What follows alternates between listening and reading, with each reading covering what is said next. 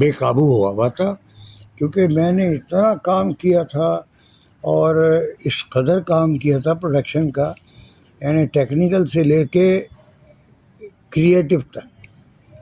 تو یہ سب میرے سامنے آتے ہوئے تھوڑا سا جھجکتے تھے.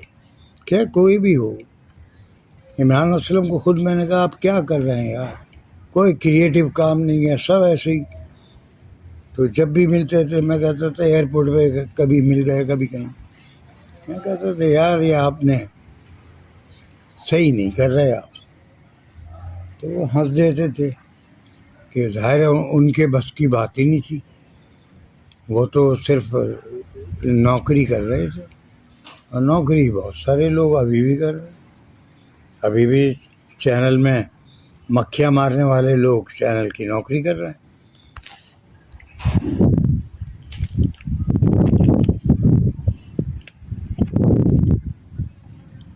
خیر وہ وہاں ملاقات ہوئی، ہم بیٹھے چائے بھائی یہ وہ، پھر کہنے لگے کہ اچھا میں نے جو آبزرو کیا نا وہ آدمی مجھے کوئی متاثر نہیں کر سکے. وہ اب ظاہر ہے دیکھیں نا، کوئی مالک نوکر رکھتا ہے، جیسے میر شکیل نے اپنے دوستوں کو نوازا اور رکھا، بہت سارے ہیں میں جانتا ہوں، تو اور بہت سارے غلط بھی ہیں جو کسی بھی طرح دھکم پیل میں منہ چھپا کے گھس گئے مجمع میں.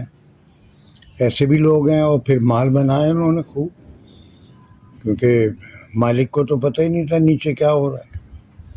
میر شکیل نے خود مجھ سے کہا تھا چوری ہو رہی ہے، میں نے کہا آپ چوری روک ہی نہیں سکتے، کیسے روکیں گے؟ چوری تو ایک ایسی چیز ہے جو ہمارا من حیث القوم، یعنی ہمارا وتیرہ بن گیا کہ ہم چوری کریں. خیر مجھے کوئی متاثر نہیں کیا انہوں نے.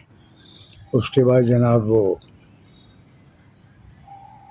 میرے بارے میں بات کرتے رہے کہ آپ نے کیسے اسٹوڈیو بنایا، کیا خیال تھا. میں نے کہا بھائی میرے ذہن میں خیال یوں آیا کہ پاکستان ریڈیو پاکستان میں ڈراموں میں اور مختلف پروڈکشن میں کام کرتا تھا، ساتھ ہی ساتھ میں ریڈیو کے باہر بھی پروڈکشن میں کام کرتا تھا.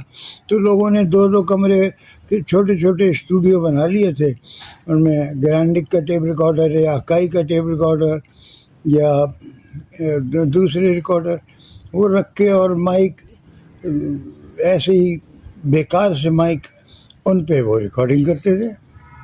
حسن شہید مرزا کا پروگرام آتا تھا بزم سنگر، اس کے بھی جناب اسی طرح ریکارڈنگ ہوتی تھی.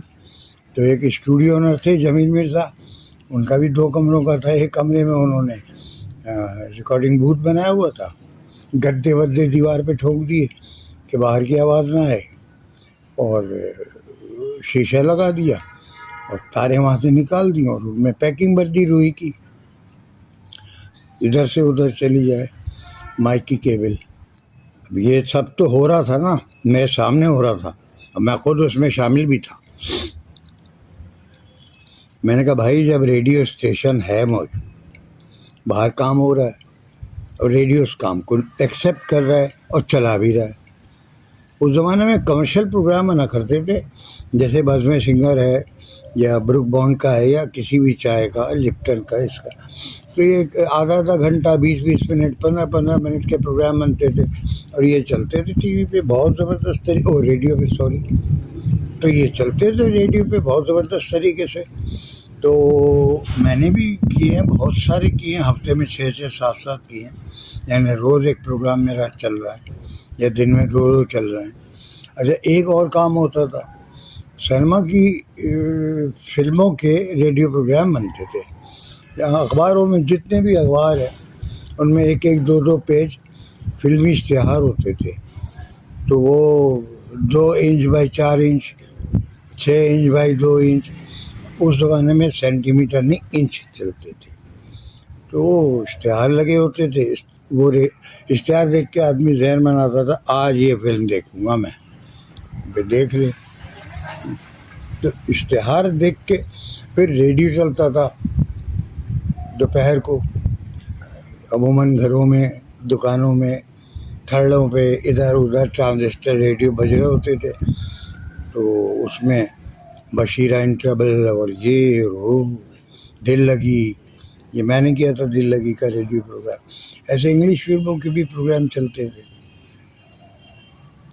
تو وہ 10 منٹ کے پروگرام جو ہوتے تھے معلوم ہوا وہ 10 کے قریب چل گئے روز، 100 منٹ 80 منٹ. تو ریڈیو میں ریڈیو کی پروڈکشن کم ہو گئی اور ادھر سے پیسے بھی آ رہے ہیں، پروگرام بھی چل رہا ہے. تو یہ مطلب میرے تجربے میں تھا. میں نے اسی کو سامنے رکھ کے میں نے کہا دیکھو بھائی عمران اپنے ذوالفقار صاحب، یہ جو ٹی وی چینل ہے نا یہ بند ہو جائیں گے. کہنے لگے یہ کیا بات کر رہے ہیں آپ؟ میں نے کہا دیکھو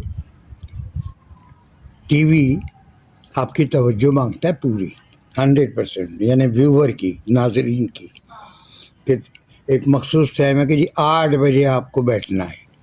اب 8 بجے آپ ٹی وی کے آگے بیٹھ گئے سارے کام چھوڑ کے، اب آپ پوری توجہ سے ٹی وی کو دیکھ رہے ہیں کیا چل رہا ہے، اس میں کیا خبریں آ رہی ہیں، یہ کیا ڈرامہ چل رہا ہے. تو وہ دیکھ رہے ہیں آپ، اور اس کے بعد وہ 9 بجے ختم ہو، جب بھی ختم ہو تب تک آپ انگیج ہیں، یعنی آپ دنیا کے کسی کام کے نہیں رہے، نہ عورتیں نہ مرد نہ بچے.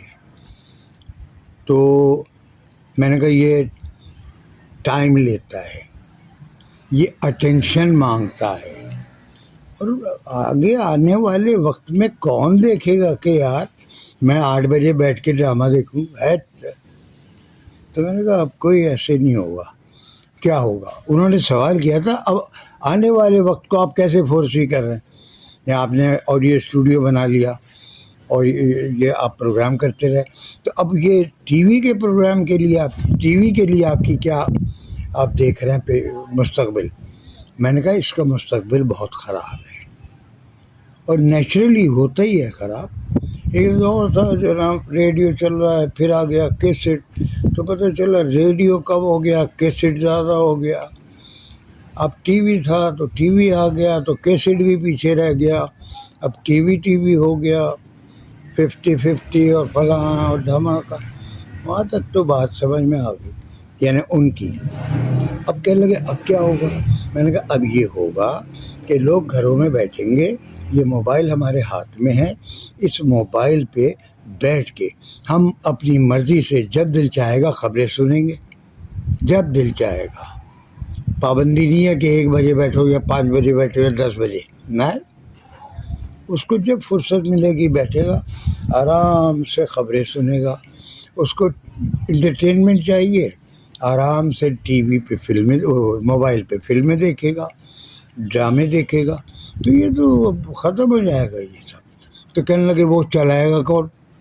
میں نے کہا ویڈیو بینک ہوں گے یار، جہاں لائبریری ہوگی لاکھوں گھنٹے کی، اس میں یہ سب ہارڈ ڈرائیو پہ چڑھے ہوئے ہوں گے پروگرام، اور وہاں سے سب ایکسیس کریں گے اور اپنے دیکھیں گے. تو ان کی عقل میں نہیں آئی یہ بات، لیکن میں نے شاید ان بال ذرا گوگلی مار دی تھی. تو کہنے لگے ہاں ہاں ٹھیک ہے ٹھیک ہے ٹھیک ہے. اب اللہ جانے انہوں نے کیا رپورٹ پیش کی. آئے تھے وہ مجھ سے نوکری کی اور پروگرامس کی بات کرنے، وہ سارے میرے سے یہ باتیں کر رہے ہیں، وہ ساری باتیں ایسی ہو رہی ہیں. تو میں سمجھ گیا ان کے بس کی بات نہیں ہے. اچھا ان کے کیا کسی کے بھی بس میں نہیں تھا. اس وقت میں بے قابو ہوا تھا، کیونکہ میں نے اتنا کام کیا تھا اور اس قدر کام کیا تھا پروڈکشن کا، یعنی ٹیکنیکل سے لے کے کریٹو تک. تو یہ سب میرے سامنے آتے ہوئے تھوڑا سا جھجکتے تھے کہ کوئی بھی ہو. عمران اسلم کو خود میں نے کہا آپ کیا کر رہے ہیں یار، کوئی کریٹو کام نہیں ہے، سب ایسے ہی. تو جب بھی ملتے تھے میں کہتا تھا ایئرپورٹ پہ کبھی مل گئے کبھی کہیں، میں کہتا تھا یار یہ آپ نے صحیح نہیں کر رہے آپ. تو وہ ہنس دیتے تھے کہ ظاہر ہے ان کے بس کی بات ہی نہیں تھی، وہ تو صرف نوکری کر رہے تھے، اور نوکری بہت سارے لوگ ابھی بھی کر رہے ہیں. ابھی بھی چینل میں مکھیاں مارنے والے لوگ چینل کی نوکری کر رہے ہیں. اچھا ہمارے ملک میں ایک المیہ ہے، جس کو جو کام نہیں آتا نا وہ اسی سیٹ پہ بیٹھا ہوتا ہے، یعنی اس کا کام کچھ اور ہے. یعنی ریڈیو کا مکینک جو ہے موٹر سائیکل بنا رہا ہے، اور موٹر سائیکل کا مکینک جو ہے وہ ریڈیو سے ہی کر رہا ہے. یعنی یہ چل رہا ہے ہمارا پاکستان، اس طرح سے چل رہا ہے. اور تو وہ جب بہرحال وہ چلے گئے، دل کرتا تب میرا کہ یار یہ کیا ہو رہا ہے اس ملک میں. یعنی تو ہوتا ہے کہ آدمی کہتا ہے یار چلو، لیکن نہیں، وہاں ایسا نہیں تھا کچھ بھی. بس یہ کہ آج دیکھ لیں آپ، چینل کا زوال ہو گیا، بڑے بڑے چینل گر رہے ہیں. اچھا، کسی بہت ہی بیوقوف آدمی نے ایک پالیسی چینل کو بتائی، اس چینل پہ ہائی بھی لگ رہی ہے. ان کو یہ بتائی کہ یار تنخواہیں، یہ جو لوگ ہیں نا کام کرنے والے اور ایکٹر اور ٹیکنیشین، یہ ٹھرکی لوگ ہیں. آپ ان کو وقت پہ تنخواہ نہ دو، آپ ان کو 2 3 4 مہینے 6 مہینے رولا کے تنخواہیں دو. تو یہی ہوتا تھا.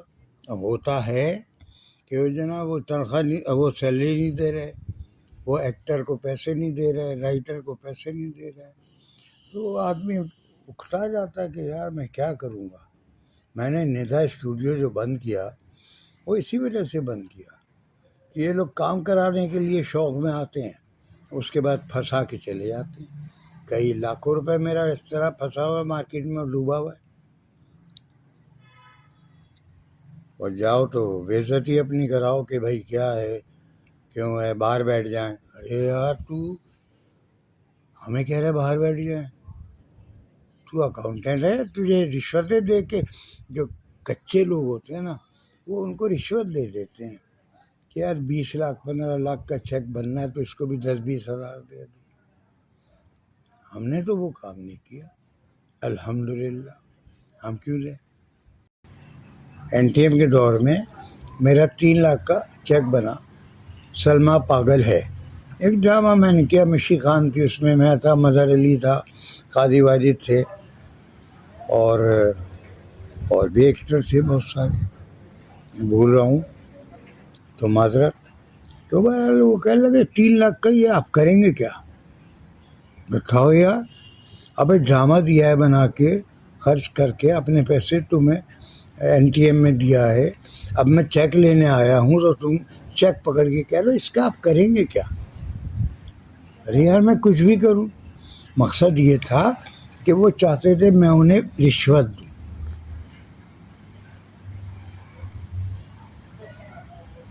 آج وہ جیو میں بڑی اونچی پوسٹ پہ ہیں. میں نے پھر جیو کا کام، ظاہر ہے مجھے نہیں مل رہا تھا، انہوں نے مجھے چیک کر لیا تھا. پھر وہ میرے پاس بھی آئے جب وہ NTM سے دھتکارے گئے کہ یار کوئی مجھے نوکری دلوا دو. موٹر سائیکل پہ ہوتے تھے اس وقت، اب تو بنگلوں کے مالک ہیں.